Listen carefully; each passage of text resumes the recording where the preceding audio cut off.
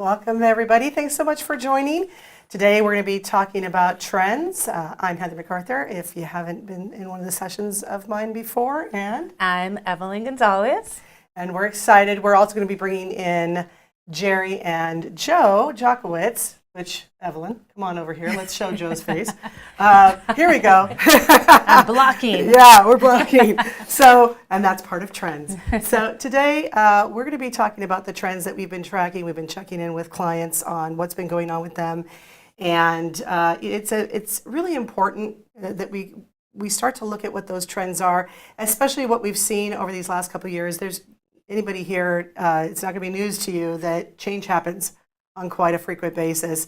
And what we've found is the more that we're paying attention to what those trends are and able to digest that into the way that we think about things, the less reactive we become. And I hear this from employees all the time of just the company or the leadership just feels really reactive. Absolutely. It's one of those things that it's important for us to be aware of these trends. It helps us be prepared for change, right? Whether it affects us personally or the business. It always takes me back to the pandemic where we were forced to work from an office or in isolation. And just thinking about my clients, thinking about how am I going to work with them one-on-one, coach them, that interpersonal connection is super important. And we had to adapt to using Zoom. And some people still trying to figure that out. It wasn't a part of their work environment. Yeah. I mean, and this is why you get to see us as weather attempts at weather people. But that's, I a long time ago, I try to keep this practice with teams when they report it to me, and now I do this with clients, is around doing what I call big picture conversation, where people look for trends that are going on out there, regardless of what level they happen to sit on the team. And we come in, we discuss it, we start to connect to what does that mean for the company, what does that mean for us. And I remember I had an individual who stopped me and was like, I don't understand why the assistant or the coordinator is coming into these meetings. She doesn't care about this. I'm like, she has to, because she's making decisions on what the meetings are, what priority is. And so there's everybody's impacted by this. And so when it comes to the how, and that leads us a little bit to is how often are you dialoguing about it? And what do you do, Evelyn, with your clients? Well, what I usually try to think about and what I suggest to others when it comes to how do you track these trends, what I recommend is create a network of people that you trust, right? And it could be within your team or maybe outside of your team, people that come from different backgrounds work for different businesses or different departments. And you get input, because sometimes we just focus of what may affect our business or our area, and you get input from perhaps different generations that are paying attention to different trends that we wouldn't take a look at. I love that, and that's something that in the big picture conversations that I recommend is that you bring in people from different departments, and I love that different levels as well. I'm going to throw it over now to Joe and Gerri to chat a little bit about what they're seeing. Well, I love what Evelyn just shared because it flashes on a conversation I had with a leader. He happened to be in marketing and was getting frustrated with the same old kind of things. And he then went to his interns and said, solve this. We've got a 25-year-old product. Come to the table with something new. And they went out and they solved a problem. They created something that was incredibly compelling. So that different levels that Evelyn was referring to, you just get different voices, you get different perspectives, and they brought something fresh, hitting the marketplace that product was trying to hit. Yeah, I think that different perspectives, I know you've talked about this a couple of times, where people have a tendency to get into your own bubble. And so what you're exposed to is what you start to take a look at in terms of maybe what are trends or what's coming down the pipeline.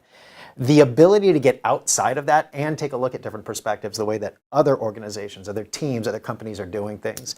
I mean, even Evelyn had, she had alluded to working from home during the pandemic, and we had to do a big pivot during the pandemic. We ended up converting our conference room into a studio environment. And candidly, that really came from looking at the way other people were consuming this type of information. When you took a look at the evening news, or I tend to be a little bit more of a sports person, so ESPN Sports Center, taking that type of a platform that was already being pushed out in that environment, applying it to what we do, training, development, learning and development, it definitely allowed us to pivot and start to capitalize on a trend that we were seeing, which was delivering this type of content in a more engaging manner. Which, I flash on also the leaders needing to sort of step back and say, how is this trend relevant to what we're trying to do? Yeah. What is it that we're hearing about? How do we play with that? And I think it goes to something that, Heather, we're going to dive into the trends that we heard about that you had put in our LinkedIn chat as well, or post, but that idea of the top trends being AI, DE&I, and I think we've touched on a couple of things that definitely fall under inclusivity already. And then also just hybrid workforce, which even goes into the idea of playing with Zoom. So I'm going to throw it back, thinking about the what of, the what of following trends. Some of those examples, absolutely.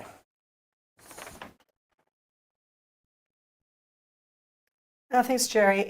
When it comes to the what, I'm going to dip back a little bit more to the how and spend a little bit deeper time on this, and mainly because I go back to that big picture conversation, and where I've seen managers kind of struggle with actually doing it is that it's a proactive conversation. So I think there's one thing of us being on social media and stressing about all the things that are showing up, and it kind of can cause a lot of anxiety in folks. And I think that's a big part of this trend tracking, is when you're doing this with your team or even with yourself, is that, one, if it's through social media, if it's through news outlets, whatever it is that you do to try to pay attention, if it's through talking to your teenage children, don't let that be stressful, because they make you remind you that you're not as cool as you used to be. But that there's an element of curiosity, that there's an element of being open to things and fascinated by stuff. I often flash to, I have a friend, and every time new music comes out, he's always like, the music used to be better and such and such. I'm like, well, yeah, but our parents said the same thing about us. Absolutely. Right? And so, how do you engage in that and go, well, what is this? Well, how is it? How can it be cool? But those big picture conversations, I know you were talking about, bringing people in from different ages, different levels.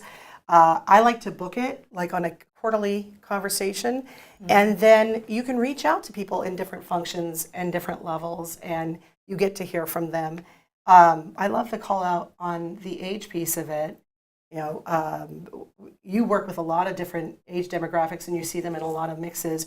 What have you seen as the biggest benefit of having, we'll call it out. I don't actually like calling people by the generations, but like having people call out from the boomer generation or from the Gen Z. What is that mix? What does it bring? I think just speaking even to my teenage daughter, right? We transitioned to using more of our social media, right? And wondering, okay, what do we not know? What, we use Instagram and LinkedIn, and then speaking to my daughter about, okay, it's not cool to use Facebook, according to her, right? So it's like, okay, what platforms do we use, right? And then we have clients who are in the gaming industry that they might know a little bit more about technology and that AI aspect that we're not aware of. So as we start incorporating new things into our own environment, I think that's important to speak to people that are perhaps more in that technology gaming industry who have all sorts. You could speak to somebody who's in their 20s, somebody who's in their 50s that might have a different perspective. And I'd call out, so that's my tip for a how as well, is if we're the generation that we feel like, oh, we're out, we never used to do it this way. This is the old way, that we remove some of the judgment that we come to it and the defensiveness.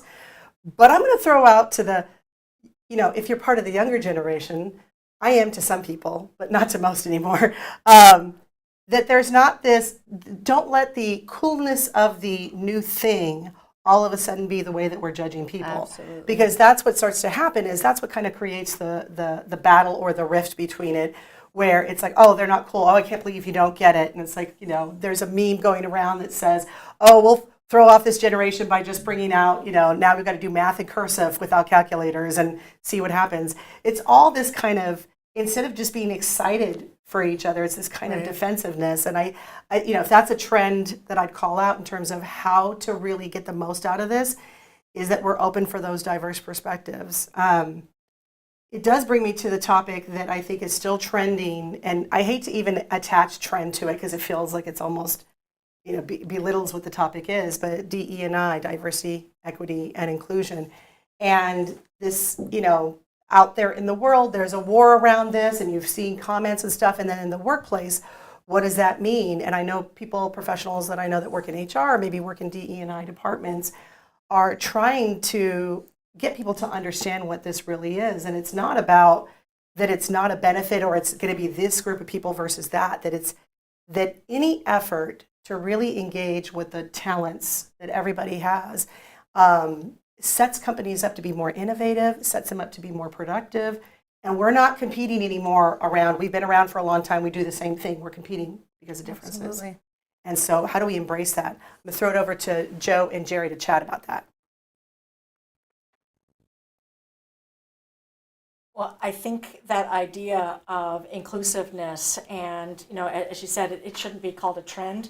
Actually, I'm going to steal from Heather, as I always do. She has this thing, if it's not woven into everything you're doing as an organization, then it's not really D&I. That's just a label you're plotting onto the efforts that you're making. But I think it does go into the how are we pulling, as she said, the talents and paying attention to that, which, even is within our own firm. Like we've got different ways of how do we play to our strengths? How do we think about what those strengths are? Yeah, I agree. I don't know if I'd say that's a new trend. I think it is something that has been out there for quite some time, and rightfully so. But I also think it points potentially to maybe just a larger trend that I am seeing more and more, which is this idea of bringing your whole self to work. I do remember when there really was a little bit more of a separation of church and state or work and personal. The idea of a 9 to 5, those hours were pretty set in stone when I originally started working. And now over the last couple of decades, I've seen more and more companies, as I said, really want people to show up as their whole selves. I think this got really expedited during the pandemic, when now there was a real large bleed over between personal and home. And we got to see how people were living at home, Zoom backgrounds and kids in the background and cats jumping on our keyboards. In addition, I do see a lot more work around tapping into people's internal motivation. What is it that really inspires them in order to engage them in the work? Trying to avoid things like quiet quitting. It really does seem that we want people to show up more and more as their whole selves. So what is it that organizations can do in order to really, especially as managers, to try and tap into that with individuals? There's a layer of pressure there. I want your whole self, but I've never learned how to manage your whole self. Right. Yeah. And then human resources now, we've got to take care of all the missteps of not managing the whole self correctly. So people are showing up, and their personal lives, that it matters. It affects what we do at work and how we do it. And I think that is something, you're right, I've seen managers, leaders continue to struggle with because I think that has been a pretty large shift in dynamic as of late. Yeah, go ahead. No, I was thinking of even the hybrid thing, that idea of, you said, we see your whole self. We see the background you have and the cats you have. And now we're seeing a shift because now we've got leaders saying, well, we've got this real estate that we're paying for. So we need people to start coming back into the office. Or maybe they're not even sharing a reason of why somebody needs to come back into the office. And I think there is that, going back to what's my whole self? Well, my whole self set up a life based on remote work. Right. And how is that going to work now that you've made a shift? Yeah. So, and Ken, I think we'd be remiss if we didn't at least touch on the idea of AI, as we are seeing that more and more as a trend. I know that we've talked about it as a firm, and we've even read from numerous sources the idea that AI won't necessarily replace people. It will replace people that know AI will replace people that don't. But we are starting to see ways in which this is seeping more and more into the work. As a matter of fact, I know Heather and Evelyn have a couple of ideas around that one as well. So let's go ahead and toss it back over to them.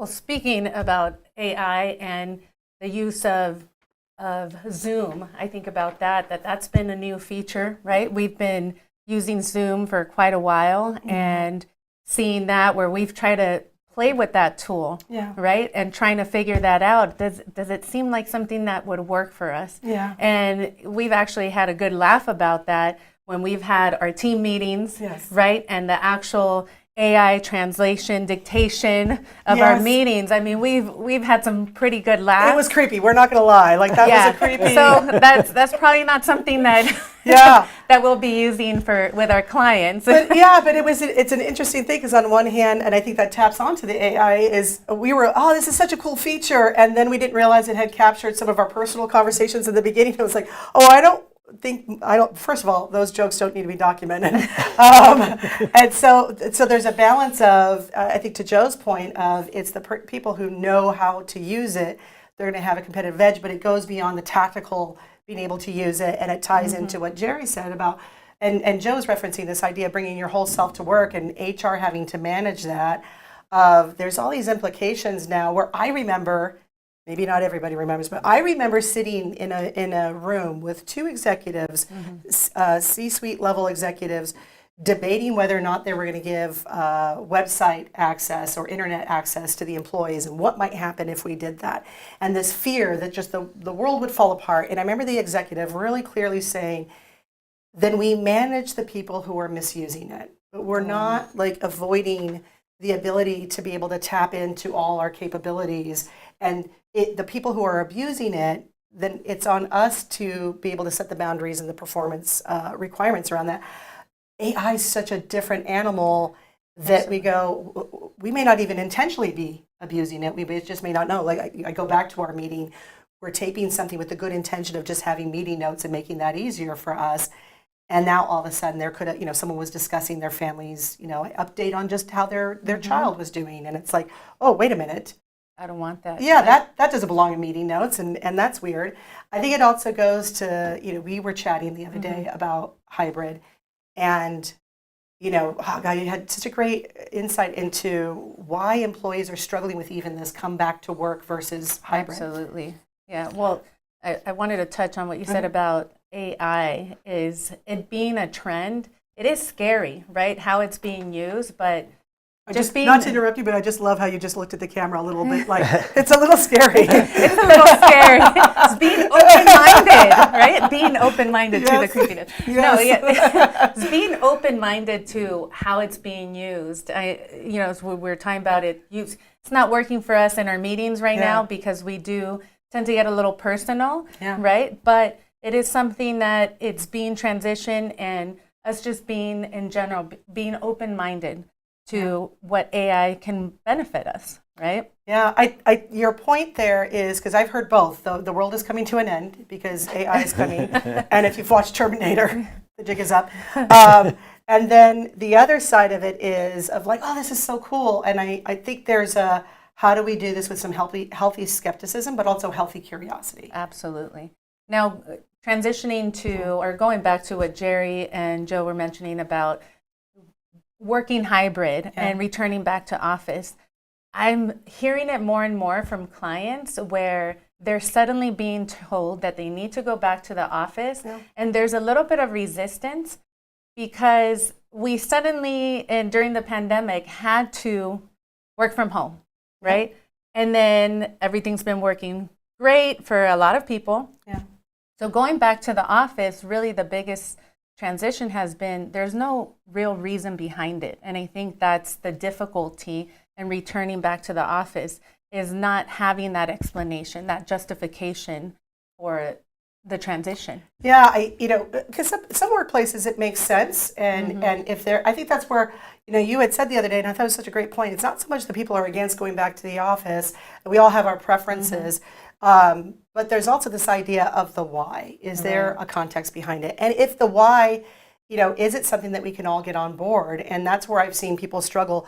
One, there's maybe not a why that's communicated to them, or the why feels false. Right. You're telling us that it's to get in the office and to socialize. And we Yes. show up and everyone's in cubicles with headphones on. And nobody's interacting. And nobody's interacting. And I could have done this at home. Right. Versus we had intentionally planned meetings and discussions Exactly. and brainstorming and things that really genuinely couldn't be done at home. Because let's face it, there's an interpersonal connection that happens when you're together and you're interacting and you're making decisions together that's very different than virtual. But then that has to actually be present. Exactly. That actually leads me to the next topic that I know showed up, maybe not as much as these other ones, but is showing up quite a bit, is around just career and development for individuals going into the workplace. We've seen a trend, I think everyone's seen it, where organizations are getting flatter and flatter. And so there's this traditional, but how do I know I'm successful if I'm not moving up a rung? And my manager, I had a manager say to me, like, I don't know if I'm a career coach, because it used to just be you do this and I can plug you into this next role. And now it's almost like this collaboration has to happen. I'm going to throw it back over to Joe and Gerri and talk a little bit about what you're seeing with your clients.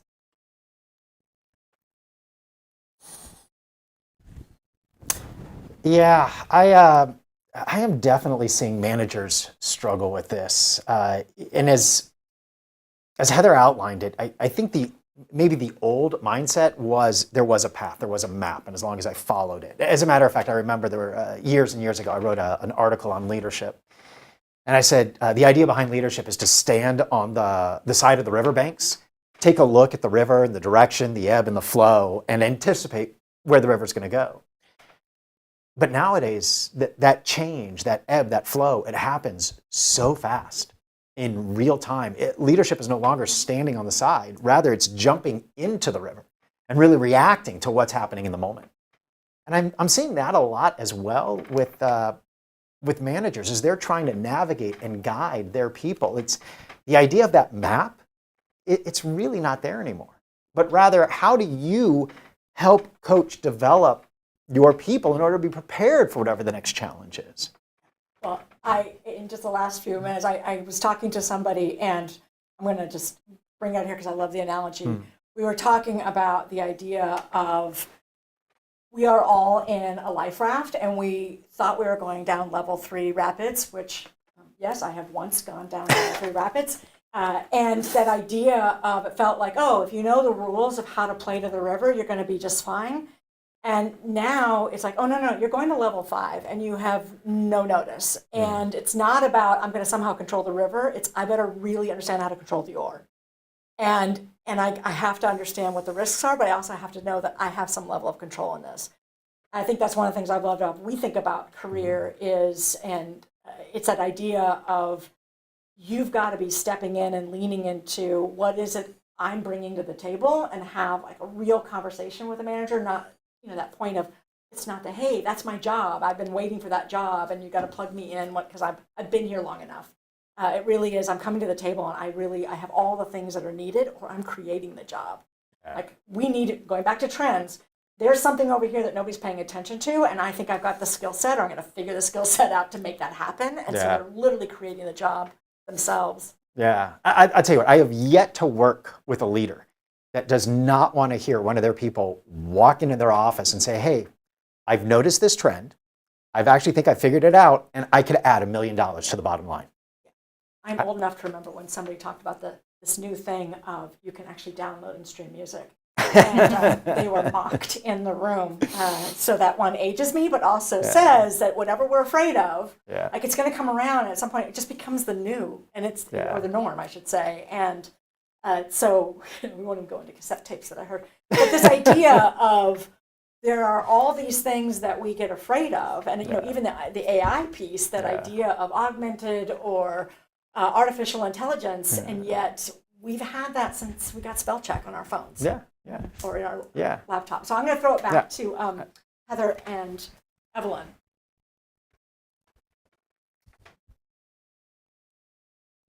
Yeah, I really wanted to talk about that because you hit core memory for me. Is and I'm going to use this webinar for some therapy, so thank you, all of you.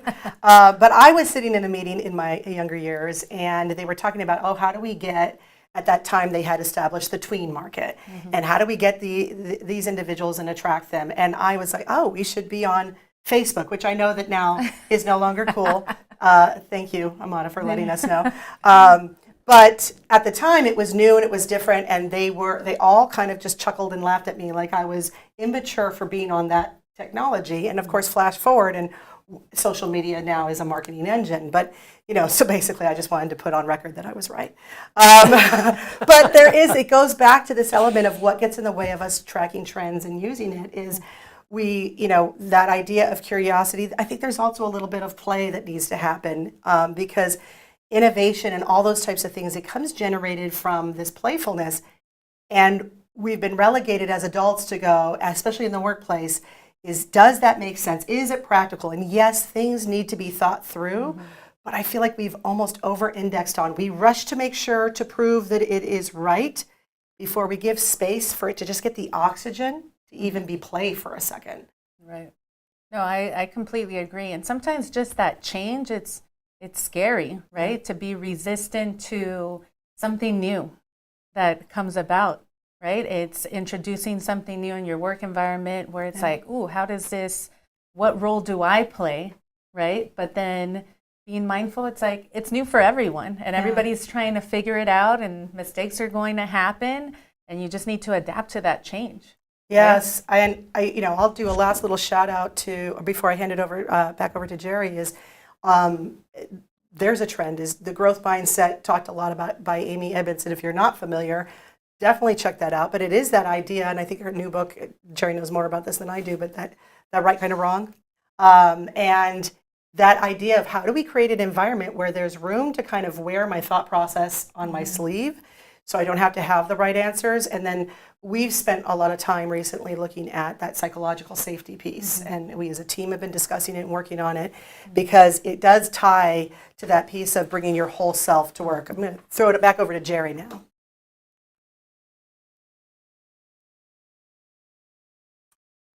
And I'm going to ease us over to this idea of, I was on a call with a client and I flashed on another call I had been on, which is the industry that I was talking to is constricting. And the first call that I was on, she was talking about all the opportunities that existed. Like, oh my gosh, I know they're telling us to do more with less, but this is a really exciting time because we actually can be innovative. We can try something that we never got to do before. And the other person I'd been talking to was, the world is ending. That this industry is constricting, it's never going to be the same, which I can tell you, and I wasn't alive for this, but they said that when TV came into the world as well.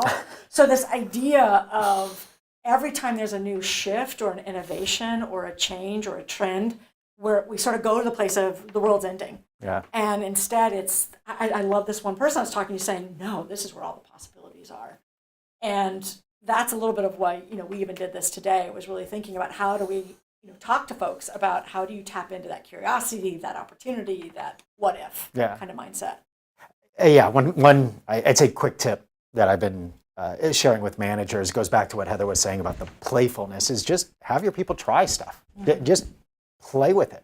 I mean, I think there are pretty low-hanging fruit items out there, especially in the world of AI. Have your team make up their own song. You can do that on it. Yeah, sorry. Or have them generate their own artwork. Once again, there are these types of tools, but just being able to play with it, I agree. Sorry, I'm being negative. I know. There you go.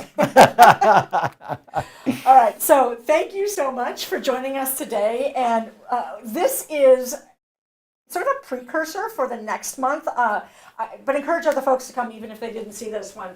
You can actually use the QR code that is on the screen, and you can register for next month's workshop.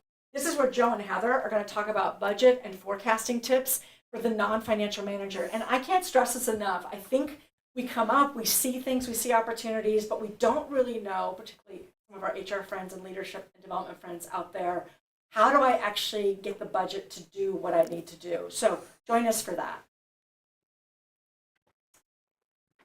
All right, so we're going to jump into our QA. For those of you who have to head out, no problem. You'll also get the recording, but for those of you who want to hang out, we're going to do Q&A. And so feel free to put your questions in the chat. Oh, we've got one. Oh, it's coming in hot. Okay, so the first question is, someone talked about career, and it's like, well, where do I start to talk to my manager when I don't know where to start? Such a good question. I think that's part of it. For those of you that are sitting in HR or in leadership positions, we really start to tie into this whole thing of, is it safe? Have we created a kind of culture where people can stop thinking about what does my manager want me to say? What's the right answer? And can I actually tune into myself? And that's the first part of it is, do I even know what it is? And I'm going to say what I want to do in my life and how I want work to actually support that. And I've done, sessions with companies who were doing engagement surveys. And the thing that came back was, oh, we don't do enough, growth and development or career stuff. And when I'd ask them, well, what does that look like? Everyone in the room was like, I don't know, but my manager's not doing it. So, and it really, when they come to me, it's like, well, tell me how to get into this title. And when I sit back and I ask them to really reflect on these things, it's uncomfortable at first, but eventually it really gets to something meaningful. So I'd say where to start is always start with yourself. Zoom tight, off screen. Welcome to the studio. But start with yourself, and then managers, you're going to have to invite people in. I mean, I don't know, Evelyn, any thoughts on what you think when it comes to growing a career that comes to you when you're coaching with your clients? I would recommend, I always say initiate, right? Oftentimes you hear, I've heard clients, especially one-on-one clients, who say, I feel like my manager doesn't connect with me enough, right? And yes, in a perfect world, we'd love for manager to be the one who initiates, but it also takes for us to be able to initiate, to be open-minded, to say, what is it that I can do differently? Yeah. Or how are things going? What is it that I'm doing well? And be the initiator. I love that. And I love doing that as, like, I call it a service call, where, because sometimes managers are like, oh, I feel like you're asking me to, like, hug you or something. And so I like to ask the question of, what am I doing right now that's the most helpful for you and anything else? And then what am I doing that's getting in the way? And by the way, as a manager, you should be asking your direct reports that same question. What am I doing that's helping you? What am I doing that's getting in the way? So it stops being about, tell me I'm great. And, I've got another question coming in. Let's see here. Okay, I'm going to throw this one over to Joe and Gerri. What is it, how can organizations plan for the changes with AI coming in? What should they be thinking of?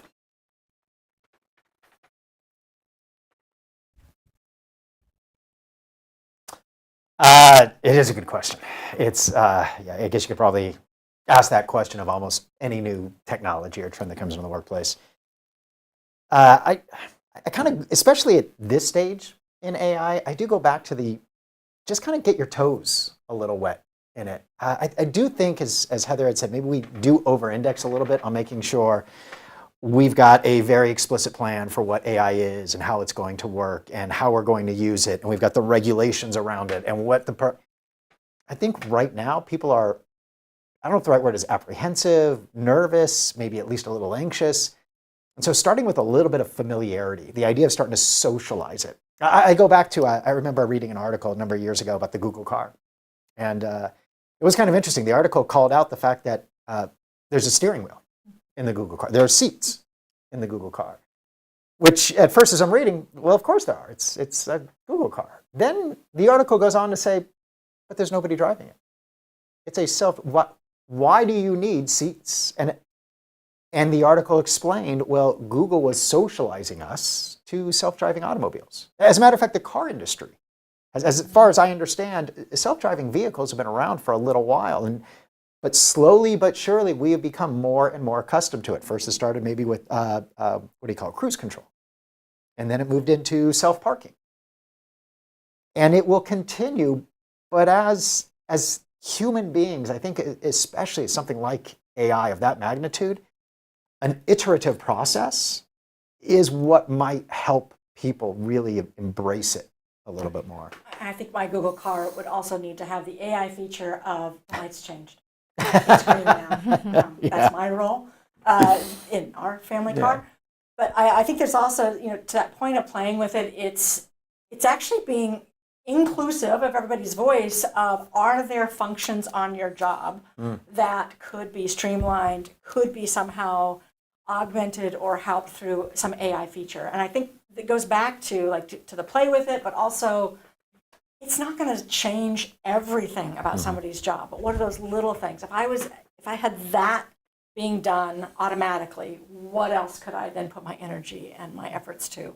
And so, leaders encouraging folks to do that, but not with the message of we're trying to train it to do your job for you. It's what elements of your job can be done so that you can do more interesting work, or you can bring different kinds of elements to your job. Yeah, it's going to be a challenge that I think not only organizations, I think it's going to fall to the leaders of that organization, manager, all the way throughout the organization. And we will figure this out like we have other stuff before.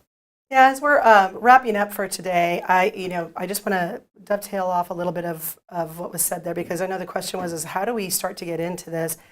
And I think as managers, we've been talking about it, doing the big picture conversation, psychological safety, those types of things, is that the more technology starts to take away some of the things that are more tactical, tracking of things, the things that really do sit in that black and white, the more the skill development has to be around navigating the gray area. And there's nothing more gray than humans. That there's just so many levels and different aspects to it. And so this idea of, there's almost this fear and this resistance around the level of variety showing up in the workplace or even in the world. And it's actually setting us up to develop the skills and the capabilities to be able to navigate that gray. Is the more that we can consume and kind of navigate different perspectives, different ways of thinking, different needs, the more that we can kind of move into what I think the future is going to point us to, is that it's not going to be, am I, putting certain things in a certain place, or is my spreadsheet accurate? It's going to be more of, can I see the meaning in that spreadsheet? Right. Absolutely. Yeah. Well, Evelyn and I thank you, and I know Joe and Gerri, and thank you as Thank well. you for joining us. Yeah, absolutely. And you'll get the recording, and please come see us next month in August. We're going to, as Gerri mentioned, we're going to be talking about that budgeting and forecasting for non-financial managers. This is really about trying to take out that stress and give you a couple of tips around how to make this easier. If you don't run the budget, it's still worth listening to because you impact the budget. So we'll see you there. One last thing, follow us on social media, Instagram, LinkedIn. We'll see you there.